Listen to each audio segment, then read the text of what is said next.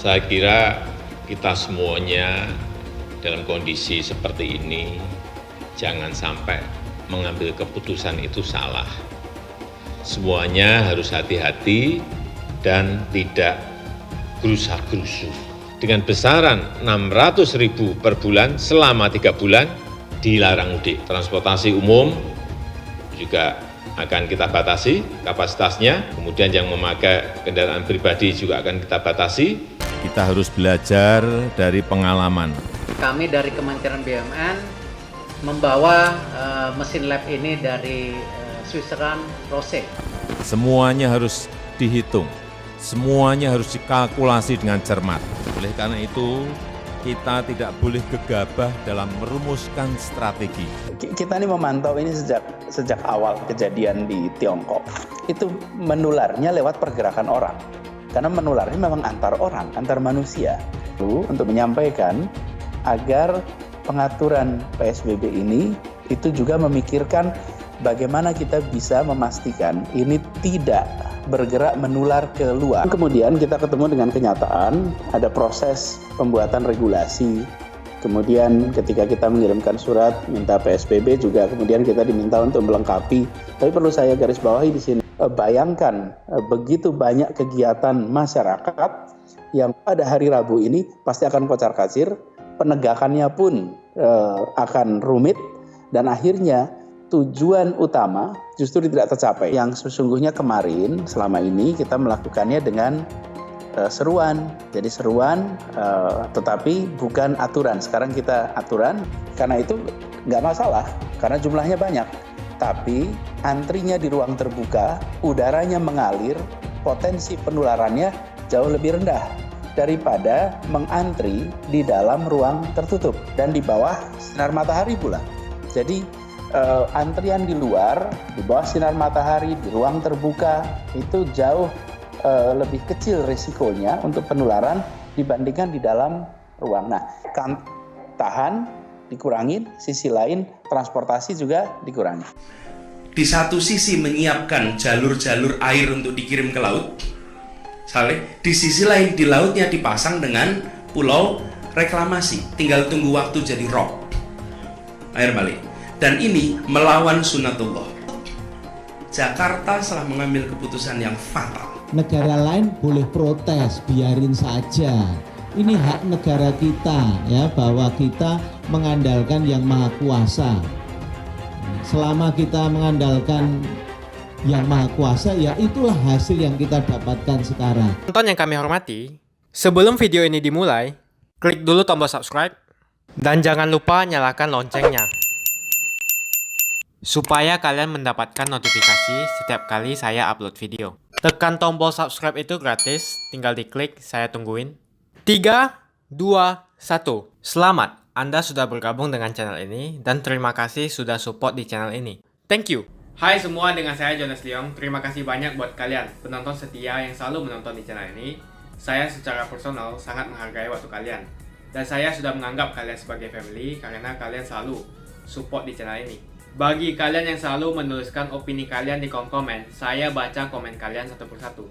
Saya baca komen kalian untuk mengetahui opini kalian, tanggapan kalian, dan masukan kalian sangat berguna untuk video selanjutnya. Terima kasih banyak buat kalian yang selalu menekan tombol like di awal video. Video seperti ini membutuhkan waktu dan juga research.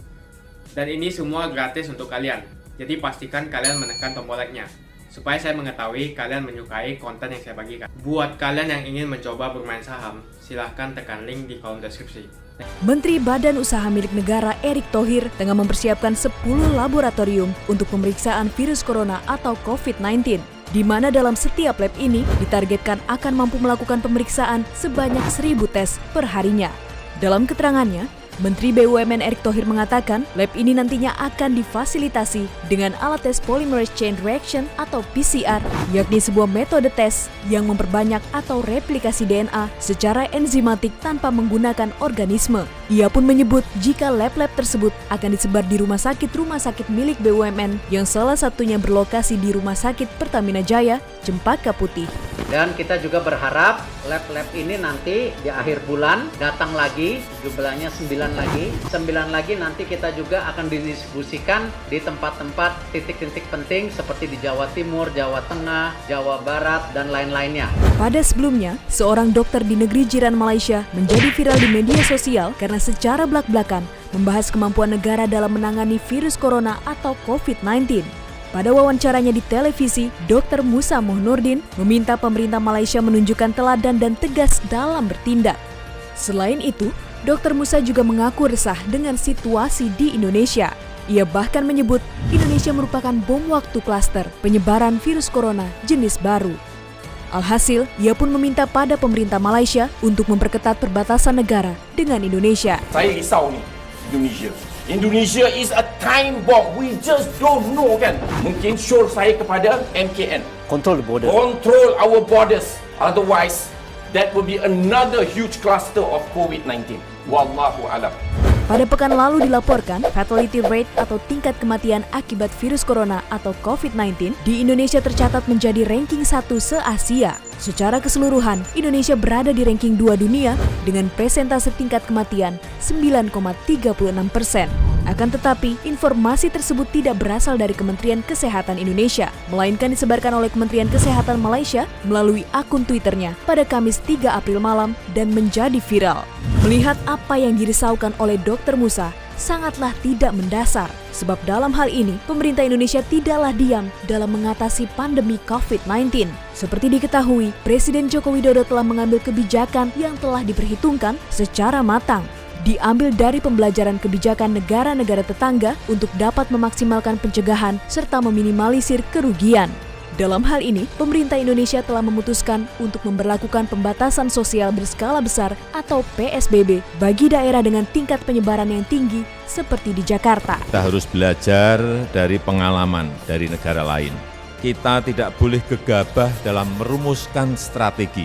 Semuanya harus dihitung, semuanya harus dikalkulasi dengan cermat. Kita telah memutuskan dalam rapat kabinet bahwa opsi yang kita pilih adalah pembatasan sosial berskala besar atau PSBB. Di mana kebijakan tersebut dirasa paling tepat jika dilihat dari beberapa aspek baik dari segi ekonomi maupun karakteristik masyarakat Indonesia yang penuh dengan ragam sosial dan juga budaya. Selain itu, pemerintah Indonesia juga berupaya bekerja sama dengan negara-negara yang telah dianggap berhasil dalam mengatasi pandemi COVID-19 seperti China dan Korea Selatan. Untuk meningkatkan semangat bagi para medis dan pasien yang tengah berjuang, Presiden Jokowi terus menggaungkan rasa optimisme yang besar jika Indonesia akan mampu melewati ini semua. Pada hakikatnya, manusia memiliki kapasitas untuk beradaptasi dengan perubahan alam.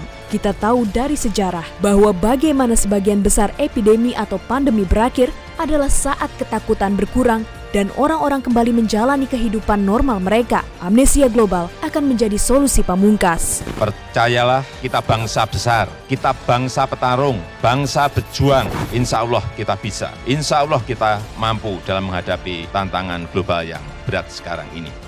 Yang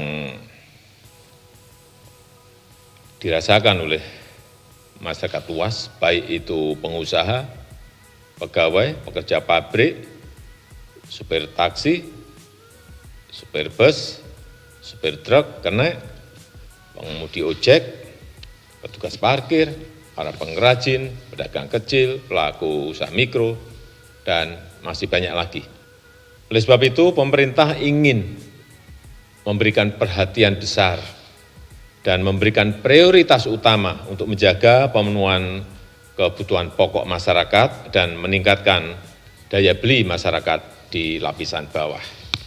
Pada tanggal 31 Maret yang lalu, saya telah menyampaikan kebijakan mengenai penerima manfaat dari program Keluarga Harapan yang diberikan kepada 10 juta keluarga penerima. Jumlahnya, total anggarannya adalah 37,4 triliun rupiah. Kemudian yang berkaitan dengan kartu sembako diberikan kepada 20 juta penerima, per orang diberikan 200.000, per bulannya dan totalnya adalah 43,6 triliun rupiah. Kemudian kartu prakerja yang sudah saya sampaikan yang lalu juga 5,6 juta orang, insentif pasca pelatihan sebesar Rp600.000 selama 4 bulan. Anggaran yang disiapkan adalah 20 triliun rupiah. Kemudian juga pembebasan tarif listrik 450 VA dan diskon tarif listrik untuk 900 VA, yang tadi yang 450 VA 24 juta pelanggan dan yang 900 VA 7 juta pelanggan. Anggaran yang disiapkan adalah 3,5 triliun rupiah. Dan dalam minggu ini pemerintah telah memutuskan beberapa kebijakan bantuan sosial yang baru, yaitu bantuan khusus bahan pokok sembako dari pemerintah pusat untuk masyarakat di DKI, dialokasikan untuk 2,6 juta jiwa atau 1,2 juta KK dengan besaran 600.000 per bulan selama 3 bulan. Anggaran yang dialokasikan 2,2 triliun. Kemudian bantuan sembako untuk wilayah Bogor, Depok, Tangerang, dan Bekasi diberikan kepada 1,6 juta jiwa. Untuk masyarakat di luar Jabodetabek akan diberikan bantuan sosial tunai kepada 9 juta KK yang tidak menerima bansos PKH maupun bansos sembako. Sekali lagi, kepada 9 juta KK sebesar 600.000 per bulan selama 3 bulan dan total anggaran yang disiapkan adalah 16,2 triliun rupiah. Kemudian juga sebagian dana desa juga segera dialokasikan untuk bantuan sosial di desa. Diberikan kepada kurang lebih 10 juta keluarga penerima dengan besaran 600.000 per bulan selama 3 bulan dan total anggaran yang disiapkan adalah 21 triliun rupiah. Sejalan dengan hal tersebut juga kita akan memperkuat program padat karya tunai di kementerian-kementerian yang total anggarannya adalah 16,9 triliun rupiah. Ini nanti ada di Kementerian Desa dengan program padat karya tunai desa. Ini targetnya adalah 59.000 tenaga kerja. Kementerian PUPR dengan program padat karya tunai juga targetnya 530.000 tenaga kerja dengan total nilai kurang lebih 10,2 triliun rupiah. Kemudian di kementerian yang lain, Kementerian Pertanian, Kementerian Kelautan dan Perikanan, kemudian Kementerian Perhubungan. Dan yang terakhir, Polri juga akan melaksanakan program keselamatan. Ini seperti program Kartu Prakerja, namanya program keselamatan oleh Polri, yang mengkombinasikan bantuan sosial dan pelatihan. Targetnya adalah 197.000 pengemudi taksi, sopir bus atau truk, dan kernet akan diberikan insentif 600.000 per bulan selama 3 bulan. Anggaran yang disiapkan di sini adalah sebesar 360 miliar. Bapak, Ibu, dan saudara-saudara yang saya hormati, saya rasa itu yang bisa saya sampaikan pada kesempatan yang baik ini. Pemerintah akan terus berupaya untuk menyisir lagi anggaran-anggaran yang tersedia untuk menambah lagi bantuan sosial, memperluas peluang kerja bagi masyarakat di lapisan bawah untuk program padat karya. Kita harus sadar bahwa tantangan yang kita hadapi tidak mudah, kita harus hadapi bersama-sama.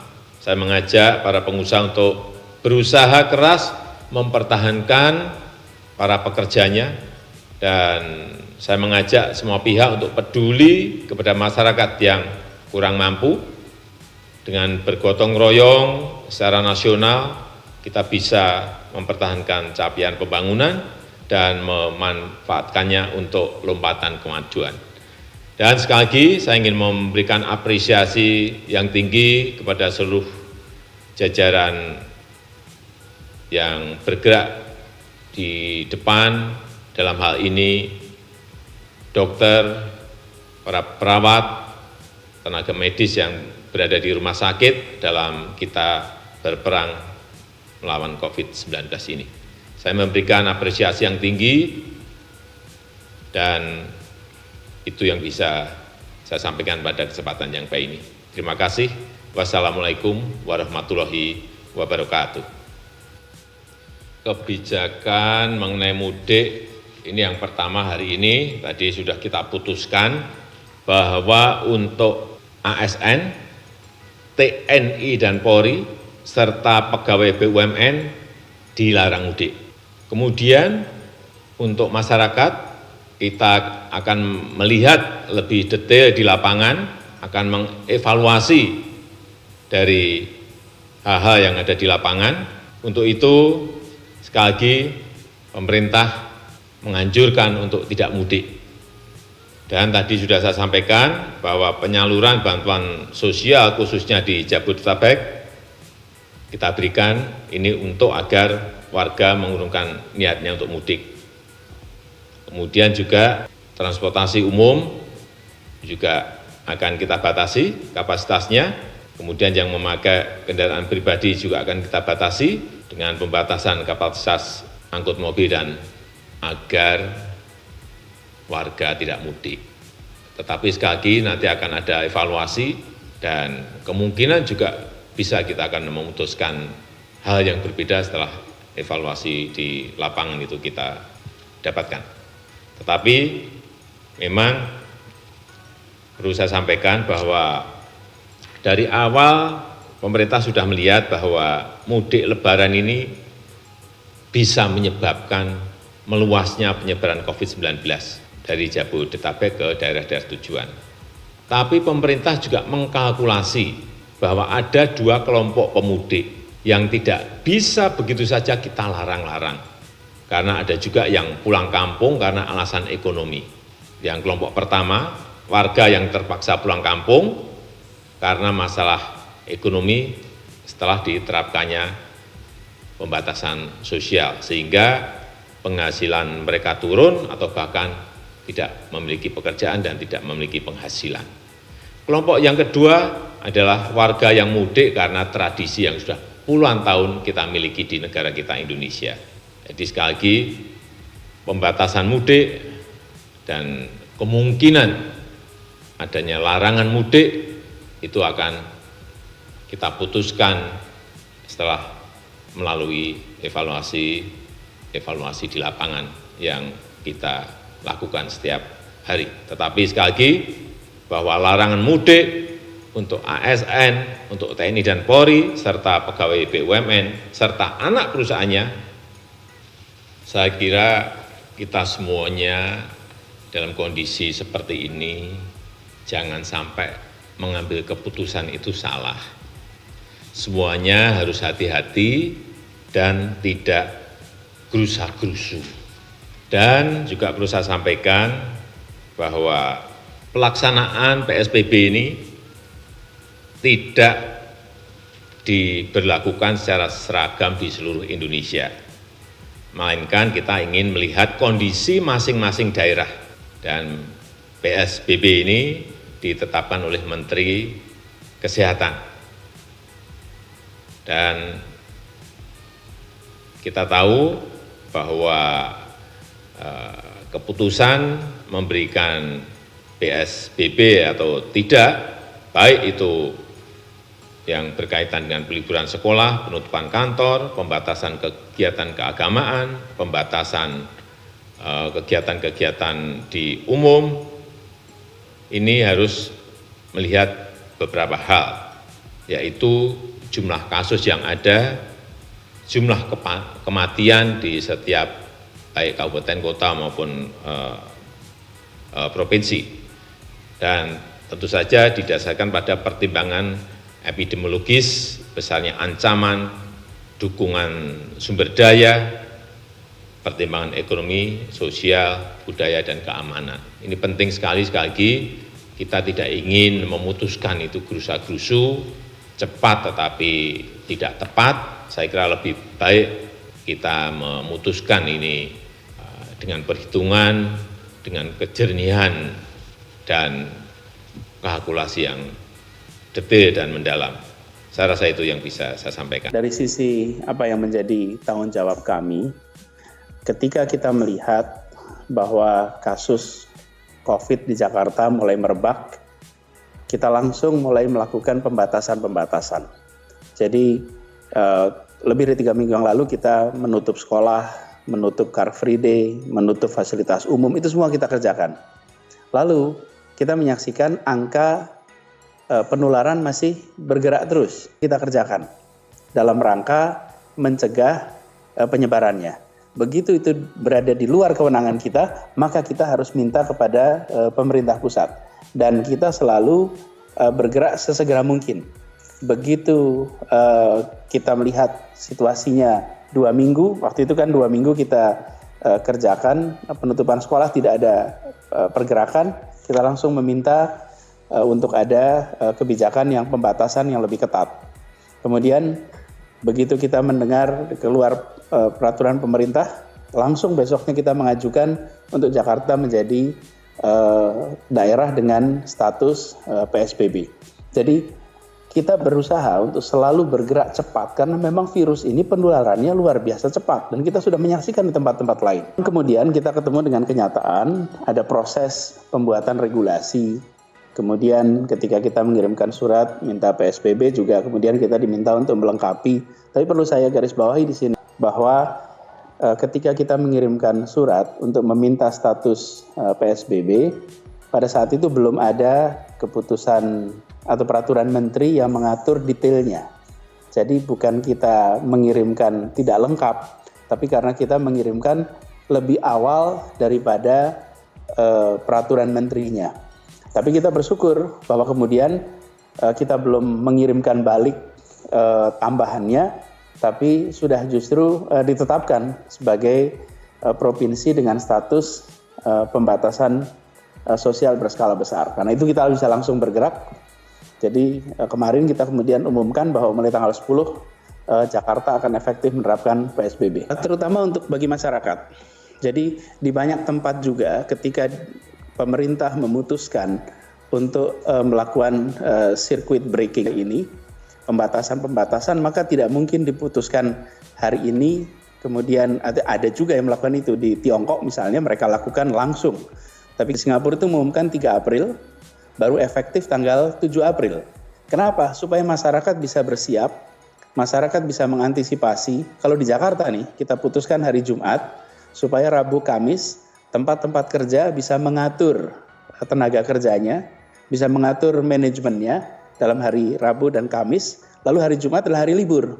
Jadi kita sengaja pilih di hari itu, kebetulan hari libur, Rabu Kamisnya warga bisa bersiap-siap sehingga pelaksanaannya mudah-mudahan bisa berjalan dengan lancar. Tapi bila kita lakukan secara lebih ekstrim, diumumkan hari Selasa jam 9 malam, efektif hari Rabu, bayangkan begitu banyak kegiatan masyarakat yang pada hari Rabu ini pasti akan kocar-kacir, penegakannya pun akan rumit, dan akhirnya tujuan utama justru tidak tercapai. Jadi kita umumkan hari Selasa malam, masyarakat ada waktu 2 hari, Rabu dan Kamis, kemudian Jumat dini hari akan mulai berlaku peraturan itu. Kita ini memantau ini sejak awal kejadian di Tiongkok. Itu menularnya lewat pergerakan orang. Karena menularnya memang antar orang, antar manusia. Jadi kalau kita ingin menjaga agar lebih sedikit orang yang tertular, maka interaksinya dikurangi. Itu prinsipnya. Kita di Jakarta ketika melihat kasus awal pertama kali, dari mulai awal Februari kita mulai tracing, itu ada klaster-klaster hanya di titik-titik tertentu. Umumnya waktu itu daerah selatan dan daerah utara. Itu ada 2 klaster utama dan kita pantau. Jadi dijaga itu. Masih bisa waktu itu melakukan tracing.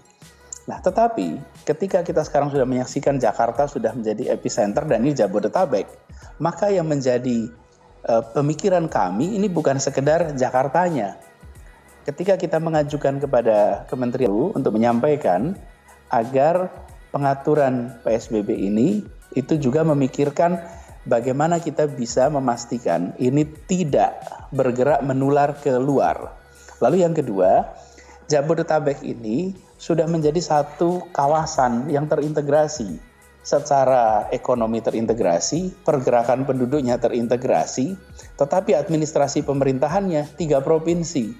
Provinsi Banten, Provinsi DKI Jakarta, dan Provinsi Jawa Barat. Karena itu kita merasa penting untuk ini menjadi satu kesatuan. Itulah sebabnya kenapa kita membicarakan mengenai PSBB bersama-sama sebagai satu kawasan. Itu sebabnya kenapa harus semuanya.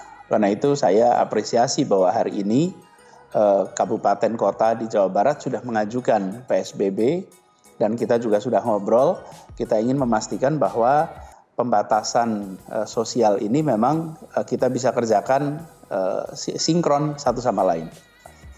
Memang harus jadi satu, karena kalau tidak akan sulit sekali. Paling sederhana misalnya kereta api. Kereta api itu kita memiliki ketentuan yang nantinya harus diterapkan bersama-sama di semua tempat. Jadi kita merasa penting untuk nanti sinkron karena pembagian kewenangannya berbeda-beda, karena itu komunikasi di antar kitanya yang harus sama. Kalau antar kitanya komunikasi, nanti insya Allah aturannya antar daerah itu kita bisa buat sesimetris mungkin. Punya kita sudah menjalankan PSBB selama ini. Hanya bedanya kebanyakan masih bersifat anjuran. Bukan sebuah aturan yang mengikat. Jadi ketika nanti ini diterapkan, ada peraturannya, kemudian ada penegakannya, sehingga dengan begitu harapannya bisa lebih tertib bagi semuanya. Jadi ini seperti tertayang di sini. Jadi jam operasional kendaraan umum dibatasi, kemudian transportasi umum dikurangi. Kemudian juga larangan berkumpul kerumunan di atas 5 orang. Kemudian yang ojek ini harus dikoreksi. Ojek ini nanti bisa juga mengangkut penumpang, bukan hanya boleh mengangkut penumpang. Kita akan mengizinkan untuk bisa mengangkut penumpang selama protokol COVID-nya diikuti. Karena itu ada protokolnya, di mana mereka harus menggunakan masker, mereka harus menggunakan masker untuk kepala, untuk muka. Jadi ada aturan di situ. Tapi intinya adalah seluruh kegiatan itu dihentikan, dipindah ke rumah, kecuali sektor-sektor yang esensial, yang penting untuk kegiatan masyarakat. Tapi semuanya, intinya adalah semua kegiatan dipindah ke rumah. Okay. Jadi ini yang sesungguhnya kemarin, selama ini kita melakukannya dengan seruan. Jadi seruan tetapi bukan aturan. Sekarang kita aturan, ya ada sanksi atau dilanggar, dan tentu saja kita berharap tidak dilanggar karena ini bukan untuk kepentingan kelompok A, B, C, itu bukan kepentingan event. Ini adalah untuk keselamatan seluruh warga.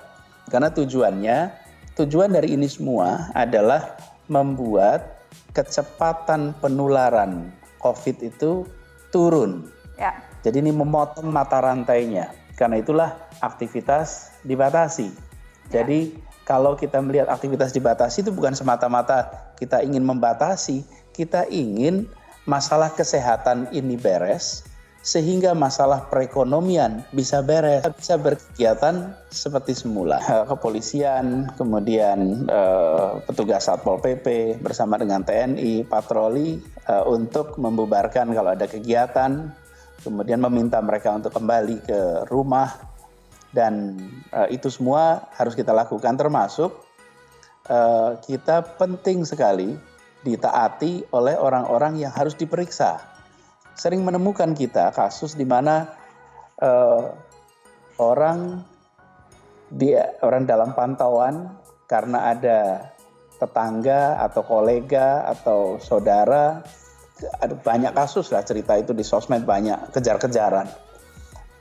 Kita akan selalu kesulitan kalau kita tidak punya kekuatan hukum. Nah, sekarang kita akan punya kewenangan untuk bisa membuat orang mau diperiksa, kemudian orang harus dikarantina, sehingga kita betul-betul bisa mengikhtiarkan perlambatan dari penyebaran virus ini. Memang tidak bisa lagi gerbong diisi penuh.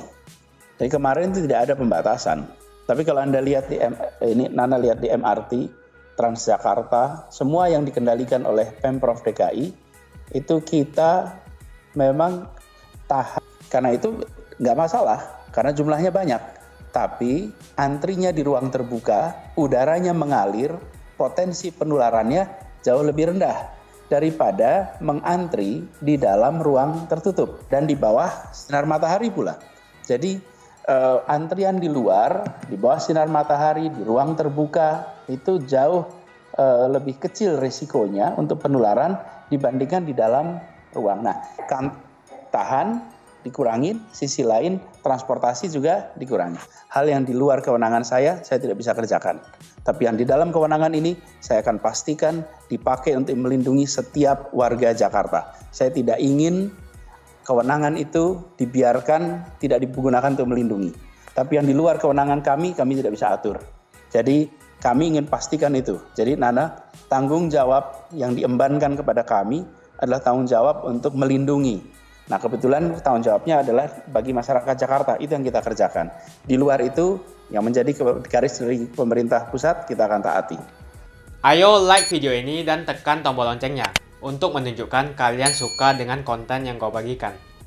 Dan kalian ingin melihat konten seperti ini lebih banyak lagi. Buat kalian yang nggak skip dan nonton video ini sampai habis, saya secara personal sangat menghargai waktu kalian. Makasih banyak buat kalian yang sudah tekan tombol subscribe, dan makasih banyak buat kalian yang sudah tekan tombol loncengnya.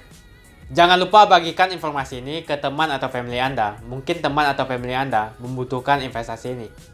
Oke guys, sekian dulu dari saya. Jangan lupa follow Instagram saya di @johannesleongofficial untuk kata-kata motivasi setiap harinya. Bagi kalian yang termotivasi nonton video ini, ayo like video ini dan subscribe di channel ini. Dan buat kalian yang sudah subscribe di channel ini, jangan lupa tekan tombol loncengnya supaya kalian mendapatkan notifikasi setiap kali saya upload video.